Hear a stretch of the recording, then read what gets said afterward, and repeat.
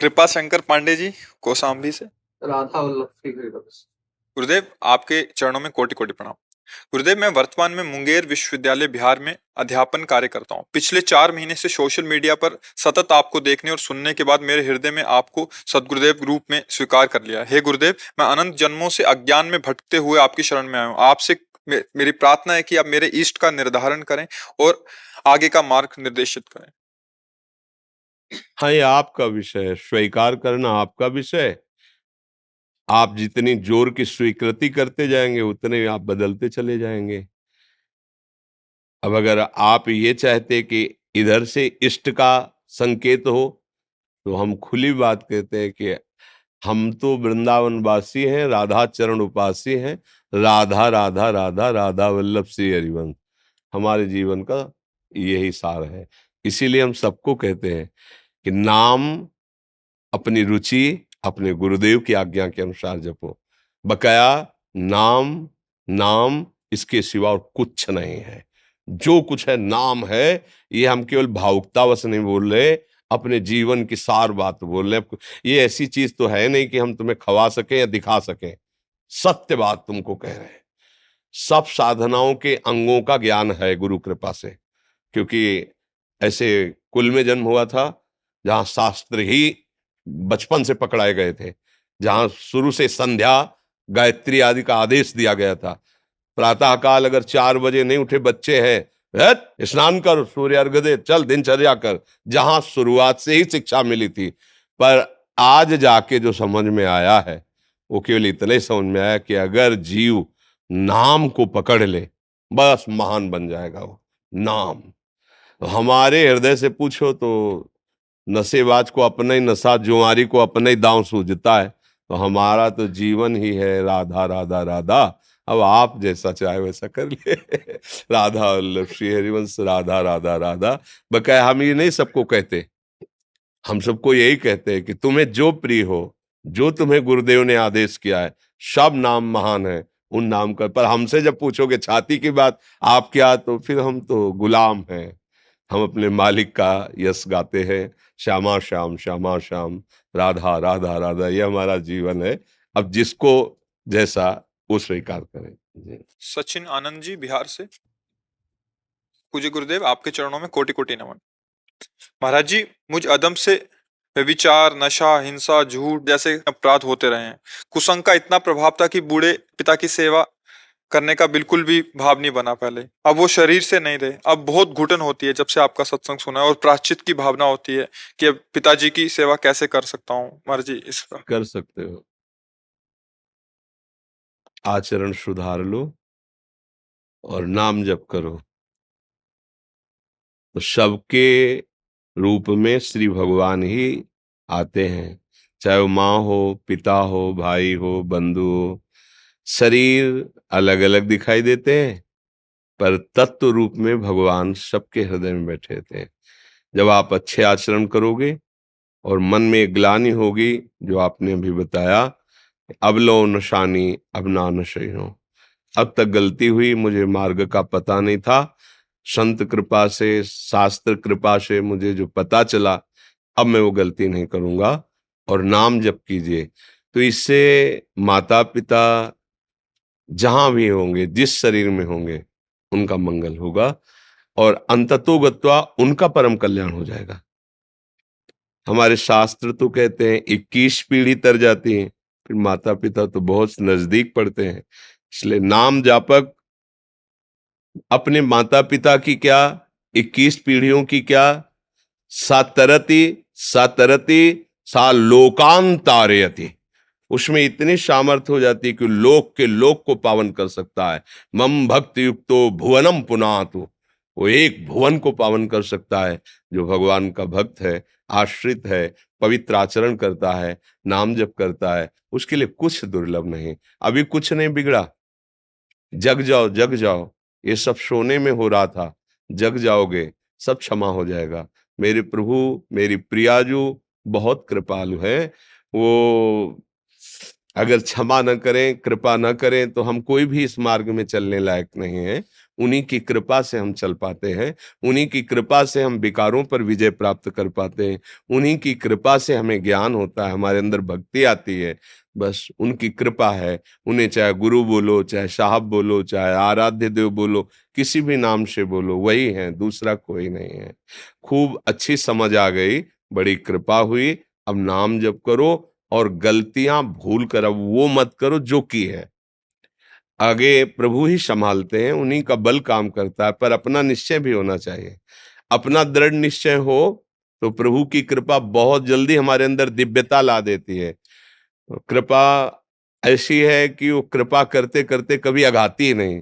जासु कृपा नहीं, कृपा कृपा आघाती, जो कृपा करते करते कभी आघाती ही नहीं। इसलिए खूब नाम जप करो, अच्छे भोजन करो, जो निषिद्ध है उनको मत खाओ, ऐसे लोगों का संग मत करो जिनके कारण हमें बुराइयों में उत्साह बढ़ता है करने का, ऐसा संग मत करो।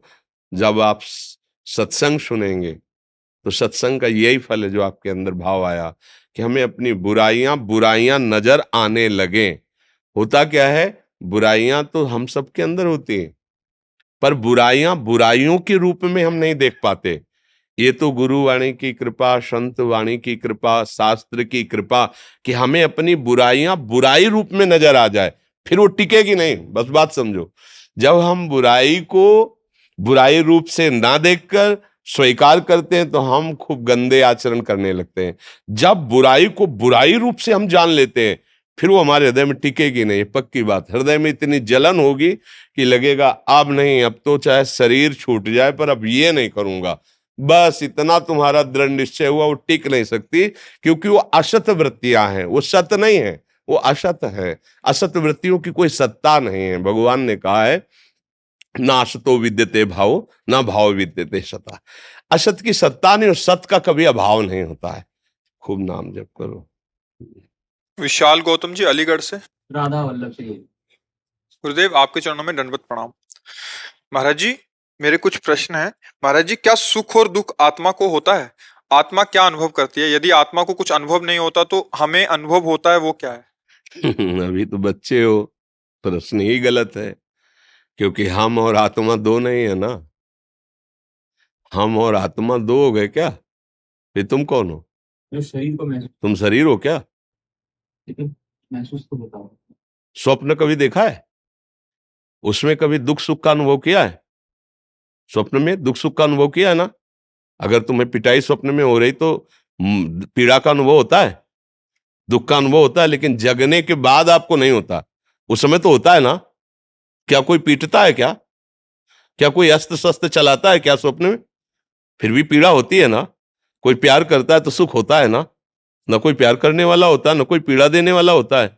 आपका मन ही प्यार करने वाला बन जाता है, आपका मन ही दुख देने वाला बन जाता है, आपका मन ही ढेर सारी सामग्री बन जाता है। स्वप्न में मन के सिवा कोई नहीं होता। ये कब पता चला? जब जगे। स्वप्न में पता चलता है क्या मैं स्वप्न देख रहा हूं?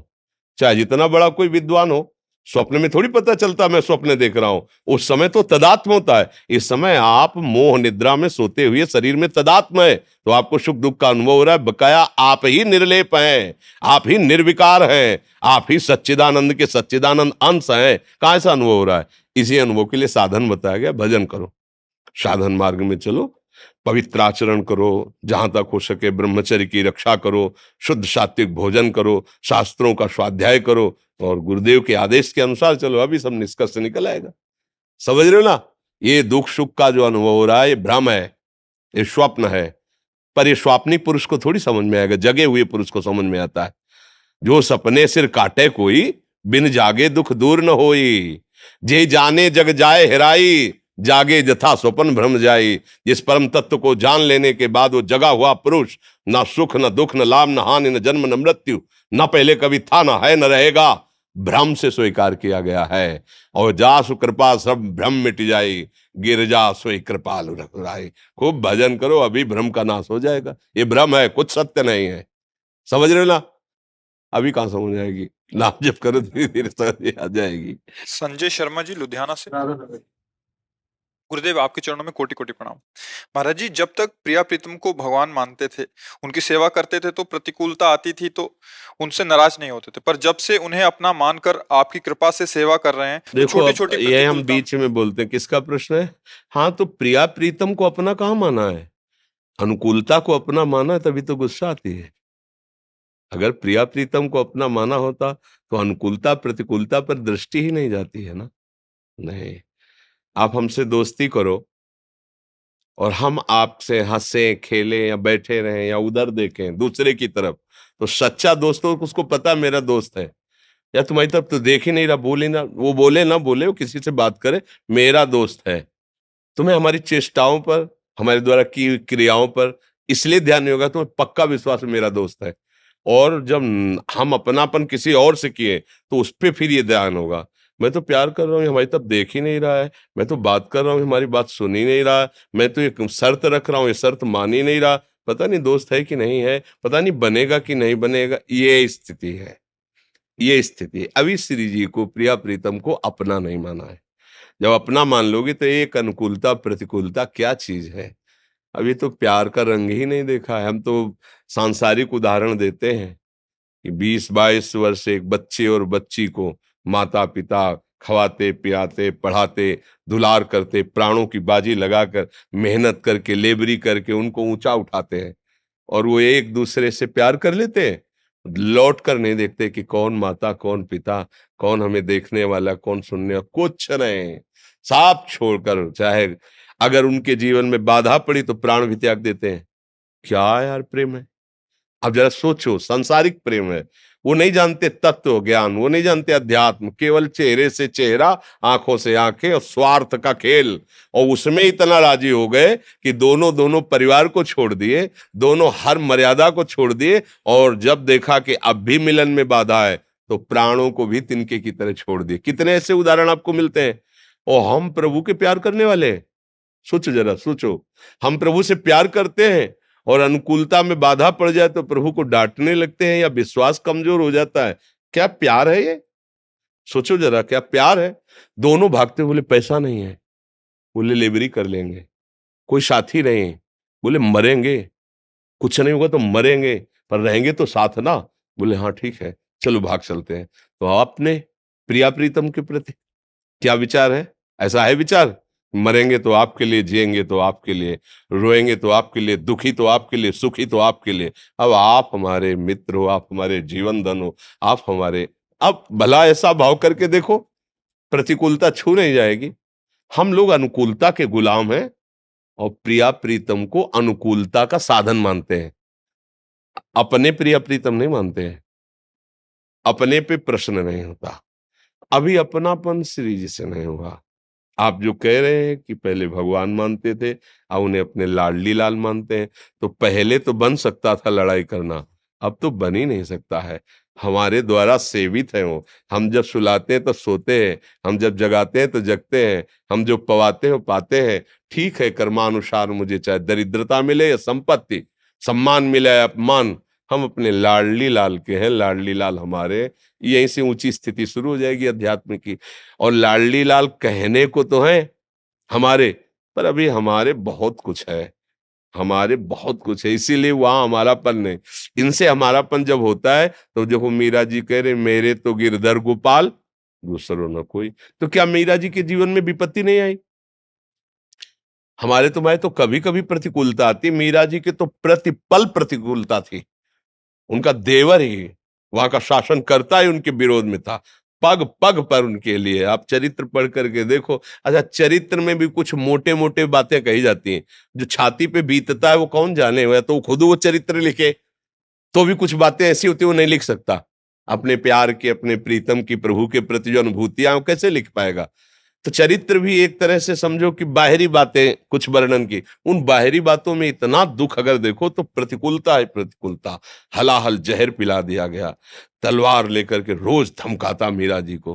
क्या क्या उनके ठाकुर जी को 60 आठ नीचे खुदवा के गड़वा दिया, ठाकुर जी को कितना कितना कष्ट। हमारे तुम्हारे सामने क्या प्रतिकूलता है?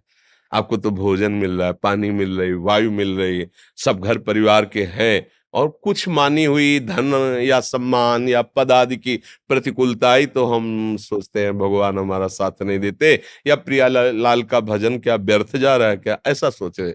ऐसा नहीं।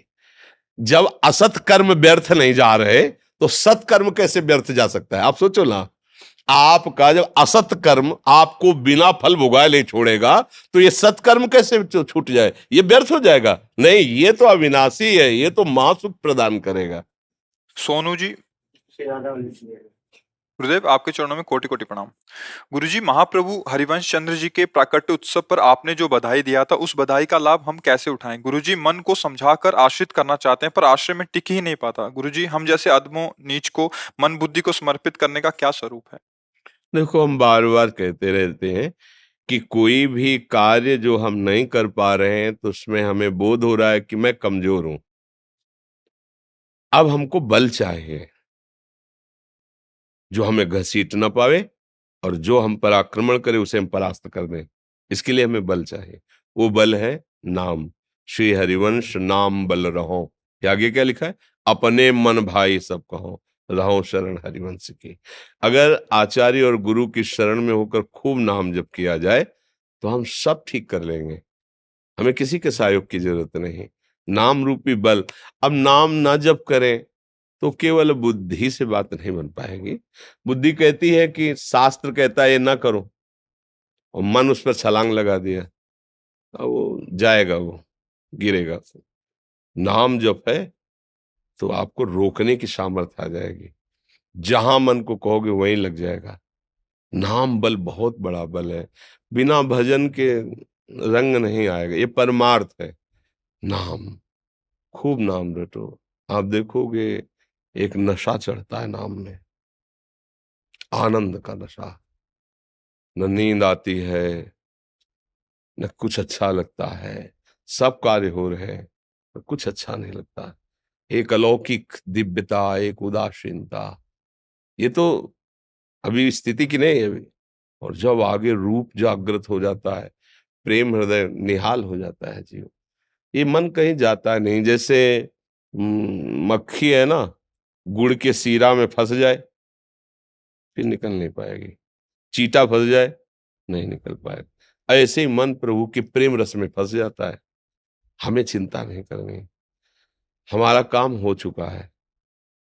आप कहोगे हमारा नहीं, हम कह रहे हैं हमारी बात जो समझ जाए। तो देखो, हम भगवान के अंश है, उसमें कभी मलिनता नहीं हुई, हुई ही नहीं।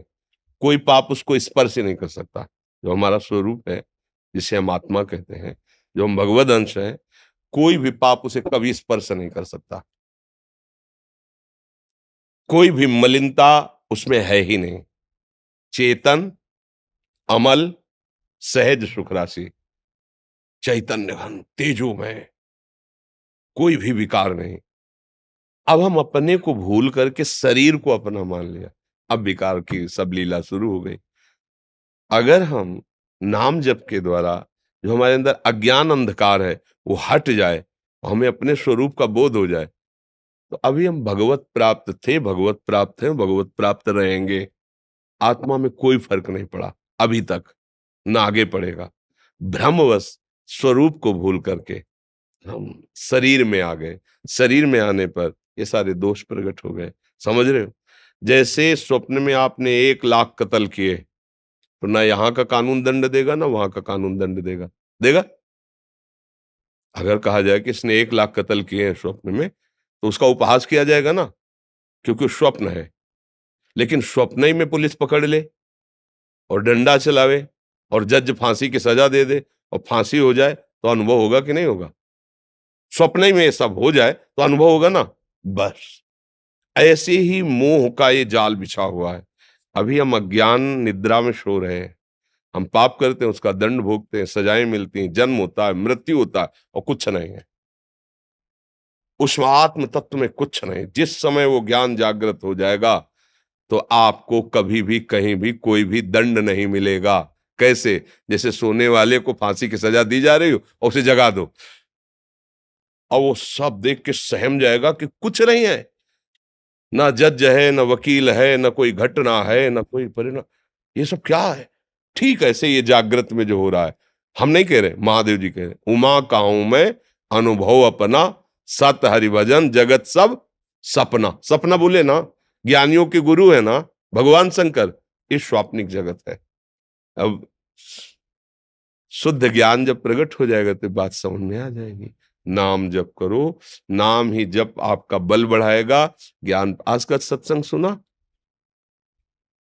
प्रारंभ में ही बात थी कि जैसे दो लकड़ियों के रगड़ने से अग्नि पैदा हो जाती है, ऐसे ही जिह्वा में बार बार नाम जपने से ज्ञानाग्नि प्रकट हो जाती है, और वो ज्ञानाग्नि समस्त पापों को, समस्त अज्ञान को भस्म कर देती है। दिव्य स्वरूप, दिव्य आनंद प्राप्त। पर हम लोग क्या है कि बहुत क्षुद्र विषयों में राजी हो गए हैं, तो दिव्य की तरफ हम कल्पना भी नहीं कर सकते ये दिव्य आनंद होता क्या है। तो एक बार लगो, डट के नाम, कुछ भी हो रहा है ध्यान मत दो, मन कहाँ जा रहा है, क्या हो रहा है, वो क्या कर रहा है, वो क्या, ये मन यही फंसाता है, भजन नहीं करने देता। आप एक बार इसकी ना सुन के डट के भजन करो, काम करते हुए सब भजन होगा, सब कार्य कर। देखो, जब हमारे नई अवस्था थी तो हमारे गुरुजनों ने बैठ के माला जपने के लिए नहीं कहा था। पूरे आश्रम में झाड़ू लगाओ, पूरे पोछा लगाओ, सब वृक्षों को पानी सींचो, बड़ी बड़ी सिलाएं रखी थी, इनको उठा के यहाँ रखो, दूसरे दिन उनको उठा के फिर वहां रखो, दिन भर मेहनत, एक बार भोजन, पेड़ा बर्फी ये दूसरों को बांटते, कभी नहीं देते थे। ऐसे जैसे हम देख भी लेते तो देखते क्या, चल अपने काम में लग, जो सेवा है। क्यों? परिपक्व करना। फिर जैसे हम सोनी कहाँ हो जी, नहीं हो कहाँ जी, सोनी लगा रहे नहीं, अंदर से कहाँ हो, नाम चल रहा है, मंत्र चल रहा है, टोक टोक के एकदम सब कार्य करते हुए निरंतर नाम जप करने का गुरु कृपा से अभ्यास, सब कार्य। अब जैसे यहाँ तक भी हितधाम में थे, वो परिक्रमा मार्ग में सोने लगा, पुण्य आश्रम, क्योंकि गुरु कृपा से पहले अभ्यास था। 24 घंटे में 2:30 बजे मधुकरी मांग के लाना और उसे पाना, न बाल भोग, न चाय, न नाश्ता, रात्रि की, जैसे अभी 2 बजे वहां से 2 बजे परिक्रमा प्रारंभ। ये जीवन भर का नियम है, 2 बजे वाला, कोई आज का नहीं है, जीवन का। जब स्वस्थ शरीर था तो लगा के पद्मासन बैठ गए, उठे, शौच स्नान, भागते हुए परिक्रमा पद गाते हुए, कभी चैन की सांस नहीं ली गई, कभी ऐसे नहीं। तब वो जाकर के एक हृदय की स्थिति बनती, भूमिका बनती, उसमें अत्यंत प्रयत्नशील, तब बात बनती। हम अपनी इंद्रियों को, अपने मन को अगर रगड़ेंगे ना सत्य मार्ग में तो उसमें राजी हो जाएंगे, रगड़ा है सत्य मार्ग में तो उसमें राजी हो गए, उनका दोष नहीं है। देखो, सबसे पहली बात, हमारी कमजोरी क्या है, हम परेशान हो जाते हैं। संसार में देखो तो परेशान, परमार्थ की तरफ देखो तो हम परेशान हो, ये हमारा आदत स्वभाव बन गया परेशान होना। थोड़ा सा धैर्यवान बनो, गंभीर बनो। कोई भारी से भारी विपत्ति में परेशानी स्वीकार करके विपत्ति से थोड़ी निकला जाता, सुलझो, ठीक है, विपत्ति आई, समस्या आई, इसका समाधान होगा, ऐसा थोड़ी कि हमें नष्ट कर देगी। अगर अभी हमारी बड़ी हानि हो जाती है, हम कल इससे बड़ा लाभ प्राप्त कर सकते हैं। हमको एकदम बिल्कुल गंभीर रहना है, इतने कमजोर नहीं बन जाना। अब वो गए तो क्या होगा, अब वो वस्तु गई तो क्या, पद गया तो क्या होगा, प्रयास किया था, ये पद मिला था, इससे बड़ा पद प्राप्त करूंगा, मैं इससे बड़ा महान बनूंगा। ठीक है, एक बार गिर गया, गलती हो गई, दंड भोगूंगा, फिर इससे ज्यादा संयम में रहूंगा। बिल्कुल, मतलब एकदम फ्रेश दिमाग रखना चाहिए। पर अपने लोग क्या है, जरा सी बात में एकदम पछड़ा कर लेते हैं, एकदम कमजोर हो जाते हैं। ये बिल्कुल ठीक नहीं है। हम जीवन भर की यात्रा की बात कह रहे हैं, भारी से भारी कष्ट में भी मुस्कुराना, तो हमें बल मिला है, हमें भगवान की कृपा का दर्शन हुआ है, हमें उनका दुलार दिखाई दिया है। अगर ऐसे तो भाग जाते हैं, फिर परमार्थ में थोड़ी चलना होता है। आज जो आप सुन करके लाभ लेने की चेष्टा कर रहे हो ना, ये केवल प्रवचन नहीं है, ये जीवन है। अगर ये जिए ना होते ना तो ये इसका प्रभाव नहीं पड़ता, फिर वाणी का प्रभाव नहीं पड़ता। हम इसीलिए कहते हैं, जैसे आप लोग एकदम परेशान हो जाते हैं, जब बोलो क्या हमसे ज्यादा परेशानी होगी, दोनों किडनी खराब, दवाई लाने के लिए पैसे नहीं, पानी रखा है हम उठ के पी नहीं सकते, भीषण शरीर में कष्ट, भीषण बुखार, क्योंकि किडनी फेल, जरा में बुखार, खाने को क्या, रोटी मांग के लाओ। अगर वहां सब्जी मिलती है तो लाल मिर्च ऐसी पड़ के मिलती थी कि वो पा नहीं सकते थे। आप सोचो, पानी लाना है तो मुझे लाना है, पीना है तो मुझे पीना है, अगर मैं हारता तो कहां पहुंच जाता। क्या स्थिति होती? नहीं, मरना है, पर कदम पीछे। कोई दिन ऐसा नहीं जिस दिन सेवा ना की हो, जिस दिन सेवा ना गए हो। गुरु जी की सेवा में जाना है, पहले अपने को स्वस्थ साबित करना है, नहीं वो सेवा ही नहीं लेंगे। तुम बीमार हो, तुम कष्ट में हो, ऐसे उनकी दृष्टि बड़े शांत है गुरु जी। सेवा की, आके लेट गए। फिर हिम्मत की, अपनी श्री जी की सेवा की, मधुकरी नहीं गए, 3-3 4-4 दिन भोजन नहीं गए, पर सेवा नहीं छोड़ा, दिनचर्या नहीं छोड़ी। और उसका प्रधान कारण संयम, ब्रह्मचर्य, भगवत आश्रय, नाम जप, कभी हारने नहीं दिया। अभी भी थोड़ी देर बाद डायलिसिस शुरू होगा। हारने, आपको हारे हुए नजर आ रहे हैं? शरीर में पीड़ा है, किडनी फेल है, ऐसा थोड़ा हम स्वस्थ बैठे हैं। पीड़ा है, बार बार प्यास लगती है, थोड़ा थोड़ा पानी मिलता है, हर लेकिन हम आनंदित हैं, हम प्रसन्न हैं। हम लड़ाई में हारे नहीं हैं, ना हारेंगे। हम जीत चुके हैं। हम अपने मालिक के भरोसे में अपना संवाद, तो वो, ये हम अपनी बड़ाई नहीं बता रहे, हम आपको बता रहे समस्या। सोचो तुम्हारे पास तो माँ है, भाई है, बहन है, परिवार है, कोई ना कोई तो है ना। मेरा किसी ने कभी जीवन में ध्यान भी नहीं दिया। क्यों? बचपन से बाबा जी बन गए, किसी से प्यार नहीं, किसी से संबंध नहीं, कोई जानकारी नहीं, हम कहाँ हैं, वो कहाँ है, किसी से कोई मतलब नहीं। अच्छा, जवान साधु कौन श्रद्धा करे? कभी गांव जाने की हिम्मत नहीं पड़ती कि रोटी मांग ले। पता नहीं लोग क्या सोचेंगे, क्या भावना कर ले। हम दरवाजे पे खड़े हैं, क्या कैसी भाव, जो हमारे सामने आकाश वृत्ति से आया यौवन अवस्था में, वही पाया, अन्यथा भूखे रह गए। जब हम हर समय अपने को विवेक के द्वारा सावधान रखे, तो हम कभी निराश नहीं हुए, कभी उदास नहीं हुए, कभी ऐसा नहीं लगा कि यार हम दुखी, कभी नहीं लगा। उसी का फल है कि उस सुख का संकेत मिल गया जहां दुख की निशानी भी नहीं। वही उसी के बच्चे हो, हम सब उसी धातु से बने हुए हैं। हम इतना क्यों परेशान हो जाते हैं? हम ये देखते हैं अपने लोग, थोड़ी बात बिगड़ गई परेशान, नहीं बिगड़ी तो बिगड़ जाने की संभावना में परेशान है। आज सुख है, लेकिन कल सुख छिन जाएगा तो हम आज के सुख में सुखी ना होकर कल के दुख की आने की संभावना में हम भयभीत हो। मतलब क्या हमारी सोच रह गई?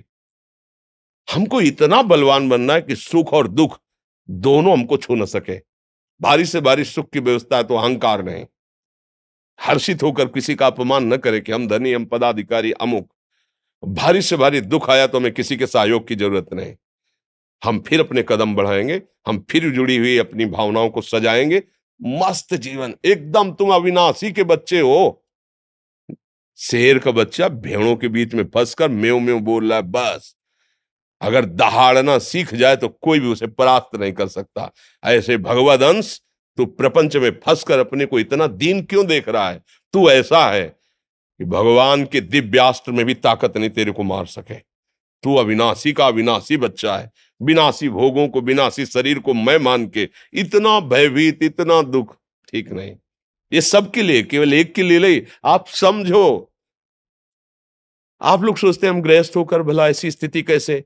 जनक जी सुखदेव जी के गुरु हैं और राजा हैं, महल है, रानियां हैं, नौकर है, चाकर। क्या? सुखदेव जी जिनके शरीर में लंगोटी भी नहीं है, दिगंबर, परमहंस, परमहंस के गुरु हैं जनक जी जो राजा हैं।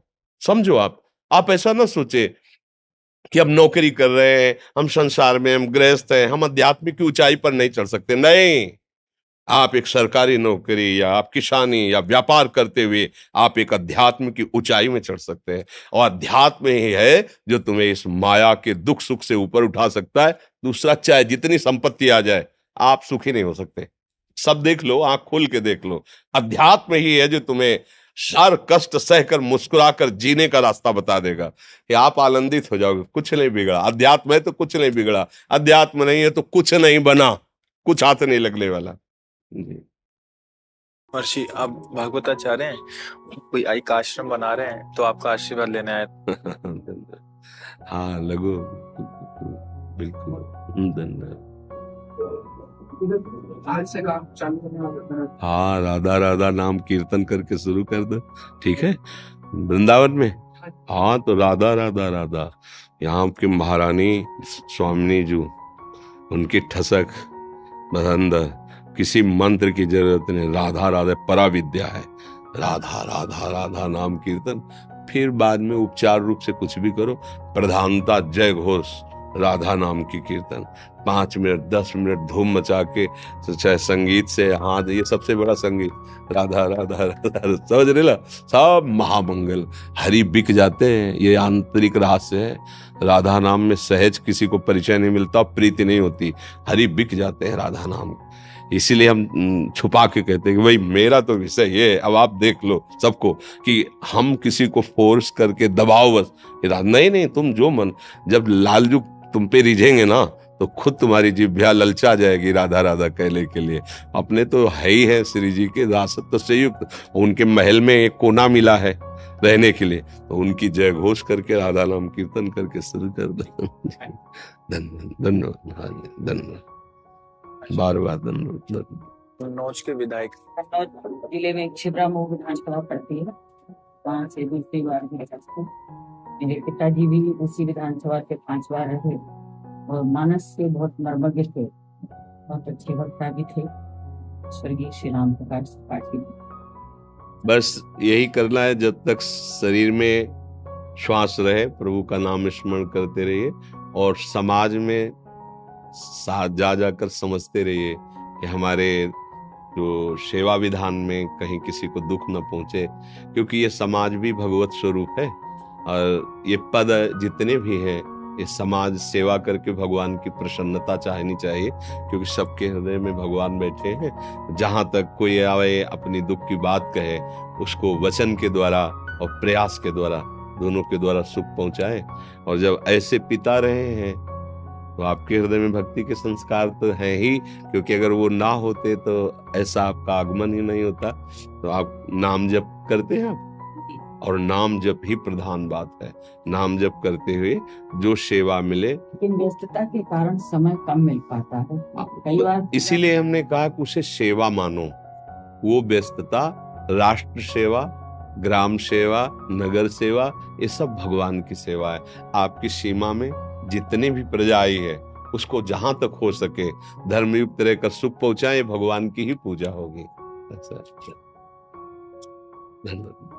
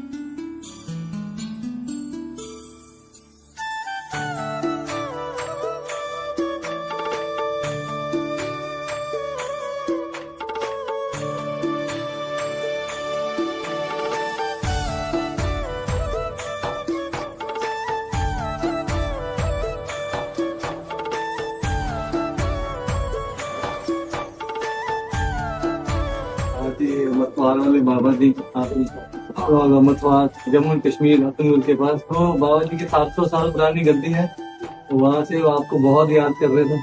हमारा भी प्रणाम कर रहे हैं। उन्होंने स्पेशल गद्दी से हार दिया है, ये बाबा जी का बगीचा है, ये बाबा जी की गद्दी से हार स्पेशल। प्रणाम।